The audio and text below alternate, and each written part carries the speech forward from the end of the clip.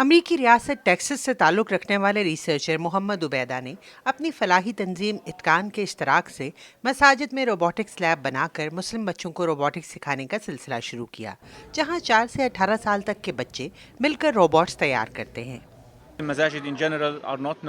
مساجد اور مسلم community بالعموم technology کے لیے نہیں جانے جاتے۔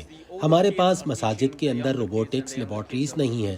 ہمارا آئیڈیا یہ ہے کہ بڑے بچے چھوٹے بچوں کو تعلیم دے رہے ہیں اور یہ بہت کامیاب ہے۔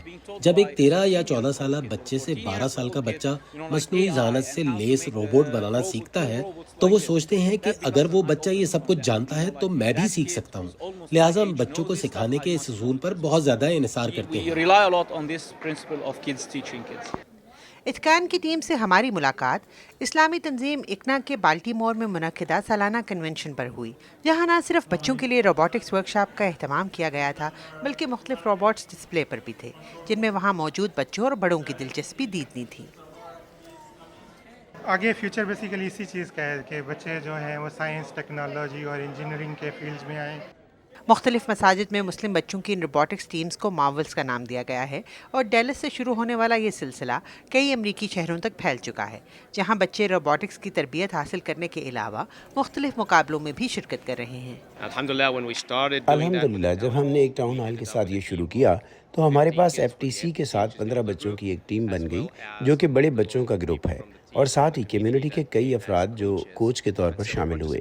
ہم نے پچھلے سال مقابلے میں حصہ لیا تھا اور آگے بھی ایسا کرتے رہیں گے۔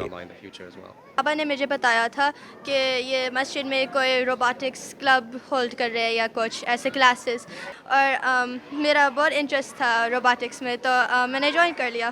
میں بلاک کوڈنگ کا استعمال کرتے ہوئے لیگوز کے ساتھ ایک روبوٹ بنا سکتا ہوں۔ ہم اپنے پہلے سال میں اسٹیٹ چیمپئن شپ تک جا چکے ہیں، جو ایک نئی ٹیم کے لیے مشکل ہوتا ہے، اور میرے خیال میں یہ ایک بڑی کامیابی ہے۔ حال ہی میں اتقان کی پہلی آل مسلم روبوٹکس ٹیم نے فرسٹ ورلڈ چیمپئن شپ 2023 میں 2 اہم ایوارڈز بھی حاصل کیے۔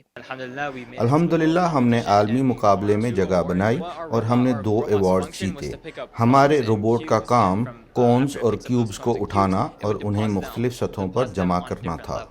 ان گروپس میں بچوں کو ٹیکنالوجی کے مختلف شعبوں کی تربیت دی جاتی ہے، اور عبیدہ کے مطابق روبوٹکس ٹیکنالوجی کے مختلف شعبہ جات کو یکجا کرتا ہے، اس لیے یہ بچے ایک روبوٹ بناتے ہوئے بہت کچھ سیکھ سکتے ہیں۔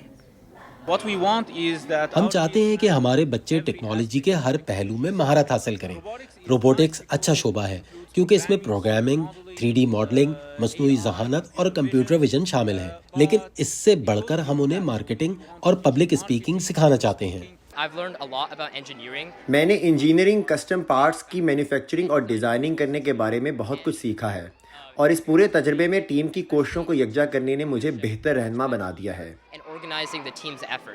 عبیدہ کا کہنا ہے کہ وہ مسلم کمیونٹی کے بچوں میں جدید سائنس اور ٹیکنالوجی کے شعبوں کی جانب رجحان میں اضافہ دیکھنا چاہتے ہیں۔ Ayeza Irfan, voice of America.